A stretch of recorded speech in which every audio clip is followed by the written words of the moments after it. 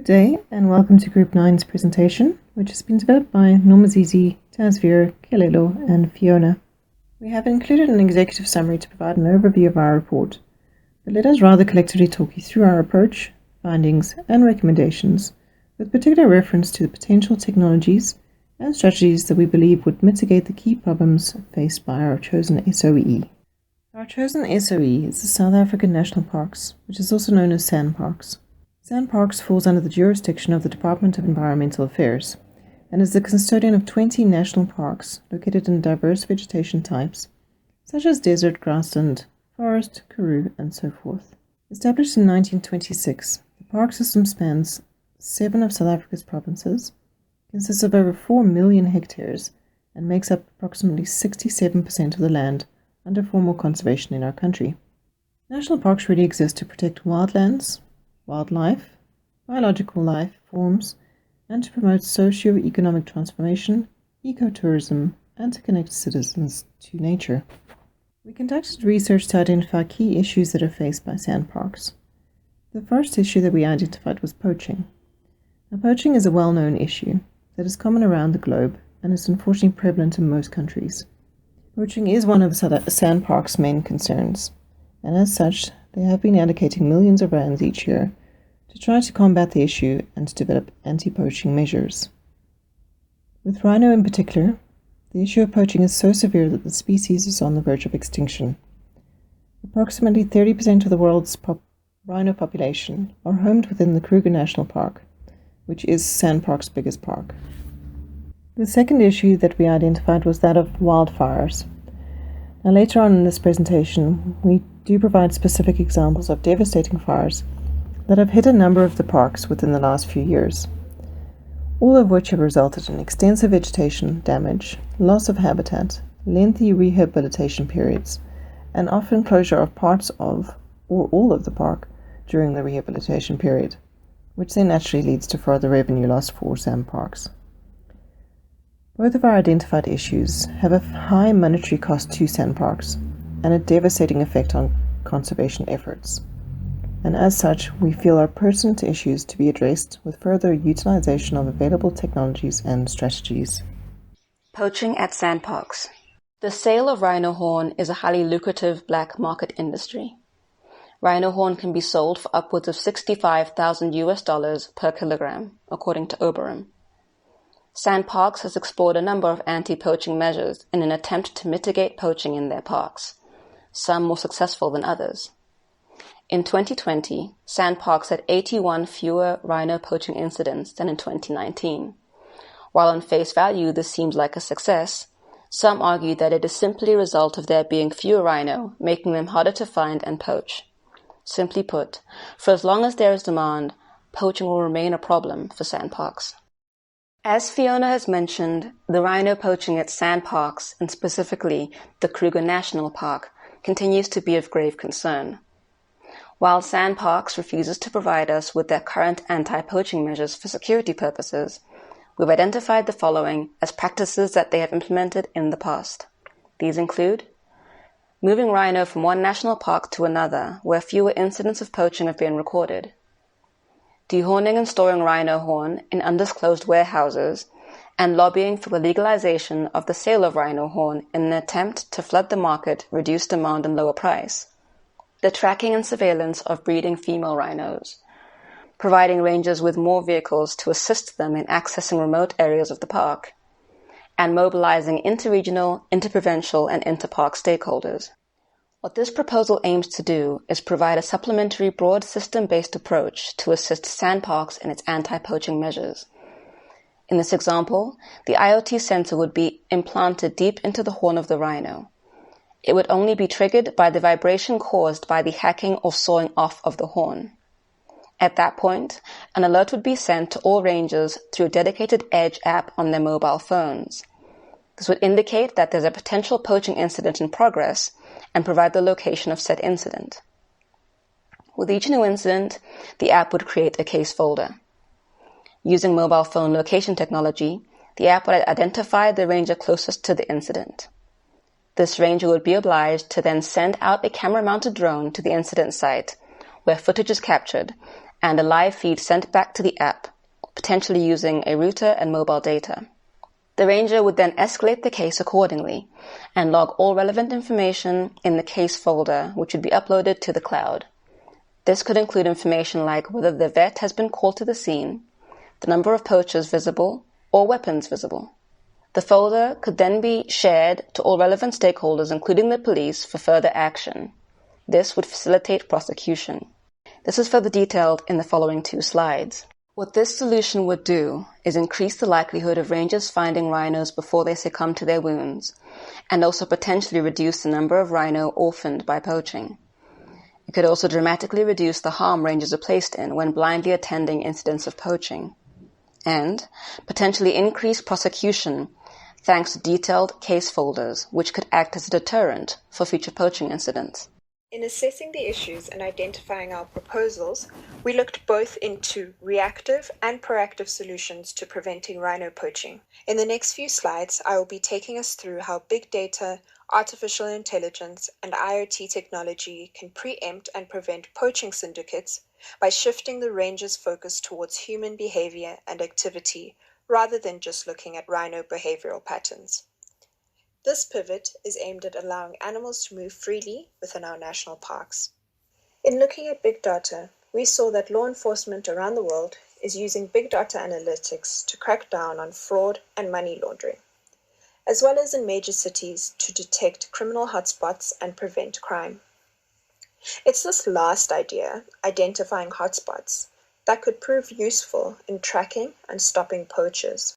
It's not the intention that big data will replace human officials.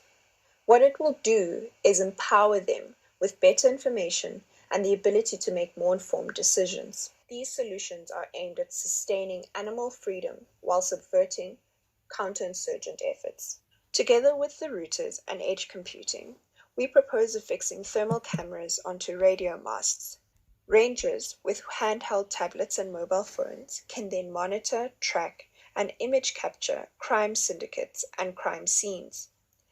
These will act as a permanent virtual barrier against poachers.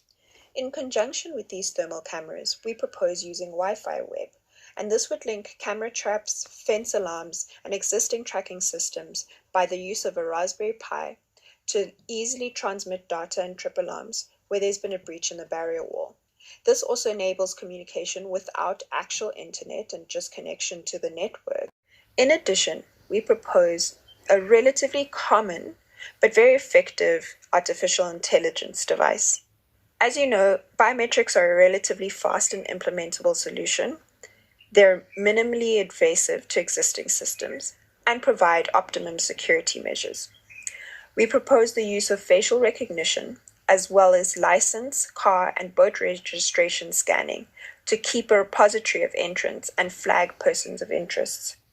And finally, to save costs, we propose piggybacking on SANParks' existing virtual tour program by the use of an online ranger program, which would allow volunteers from around the world to live stream feeds from the national parks. Once a volunteer has registered their details, they can alert boots-on-the-ground rangers by taking and transmitting pictures or recorded footage of any gunshots, suspicious activity, or traps at all hours of the day in South Africa. This solution is immediately implementable and boosts human capital for SANParks without increasing the wage bill. All chats, communication, and information shared on the platform will be stored for security measures and to prevent abuse of the system. Next, we move on to our second identified issue at SANParks, that of wildfires. Greg Forsyth and Brian van Vilgen published research in 2008 that assessed the recent fire history of Table Mountain National Park. Their research showed that more than 85% of the area burnt was a result of wildfires and not as a result of prescribed or controlled burning. This further reinforces the importance of the issue that we are addressing in this presentation. So as we touched on in our introductory slides, there are a number of specific examples that show the devastation caused by wildfires at SANParks, such as 7,000 hectares of Addo Elephant National Park being burnt in 2008, and approximately 45% of Marakele National Park being destroyed by fire in 2010. It is important to start with an understanding of what the main causes of wildfires in the parks are, so that we can then move on to address them in the following slides. The main causes directly linked to people are arson, so someone who deliberately sets a fire, discarded cigarettes, that small ember can lead to massive destruction, unattended campfires, and illegal burning of waste. There are also other factors such as lightning storms and electrical or equipment faults. So, for example, a power pole falling over and creating sparks, which in turn starts a fire on dry vegetation. Current wildfire preventative practices include manual wildfire monitoring carried out by human observation 24/7 around roughly 90% of the park's land area. This is disadvantageous due to the large area of the parks and prone human errors. These can result in poor monitoring and delayed containment of fires. Monthly satellite imagery. Parks obtain feeds from various satellites to plan for prescribed burns and further monitoring of high-risk felt areas. However, this process is unreliable due to it being received monthly and relies heavily on human prediction, which may at times be inaccurate. Shared knowledge. Regular data or knowledge shares between public and private parks personnel. In this case, miscommunication between parties can cause disastrous results. Prescribed burns. This helps eliminate fire-prone vegetation, which may cause uncontrolled fires. However, this can be seen as risky as the slightest change of wind can aggravate a fire immensely. Volunteer services. Volunteer services comprise of firefighting-based units such as Walking on Fire, whom operate permanently on standby. The drawback of this practice is poor reaction time or availability may result in the rapid spread of fire whilst being unattended by these volunteers. Potential wildfire solutions or improvement include the following technologies. Chatbots. Using chatbot integrations via the SANParks website or WhatsApp enables the public to alert SANParks and their free rangers of any suspected malicious behavior or growing wildfires that they have detected or seen. Details would then be automatically forwarded to a contact team who would then issue a response team to investigate the tip-offs. IoT-based sensors. Programmed microcontrollers such as Raspberry Pis connected to temperature sensors are able to scan, read, and transmit temperature data at their location of the park in real time. Sensors would supply data independently of each other based on their locations, tracking and pinpointing potential fires to attend to. This can later be enhanced to incorporate facial recognition features at a later stage. This use of technology would allow park rangers early detection and high monetary value saving instead of spending resources on petrol, physically checking out sites, and hours of their time monitoring for potential fires. Big data. Usage of data pools to continuously store and analyze data from sensors in real time. Additionally, the storage of the data could be used to create datasets for uses of research and reporting purposes. Historical data could be used to serve as an indication of hotspots and vulnerable areas for wildfires in a park. Cloud computing. The vast amounts of data generated from the broad system-based solution would need to be stored daily. In order to limit heavy storage of old data on SANParks' current on-premise cloud, utilizing archiving on platforms such as AWS Glacier would allow for secure storage for unlimited capacity for long periods of time, thus allowing for speedier efficiency on applications after data is archived. We've discussed the retrieval, storage, and transfer of data.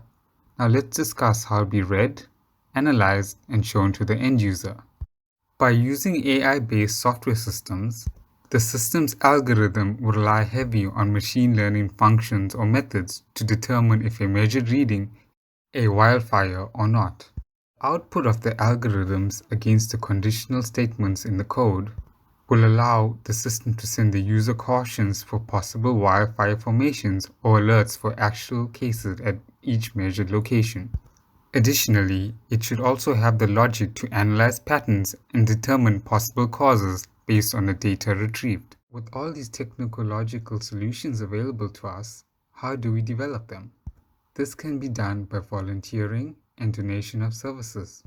This can be achieved by allowing skilled IT or software developers who are passionate for nature and animals to devote time and resources, or even possible excess equipment, in aim of creating the whole or parts of the software system for SANParks.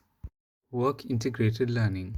This will allow programming students at various higher institutions in South Africa the opportunity to create or assist in developing hardware or software-based solutions for their curriculum at university in which they will be marked against, whilst also gaining work experience at SANParks.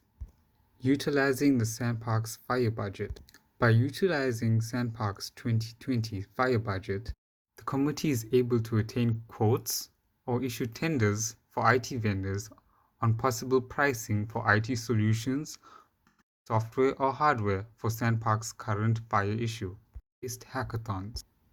Virtual or on-premise hackathons will allow SANParks to gain software and solutions from developers whom follow the hackathon team, such as a fire management system.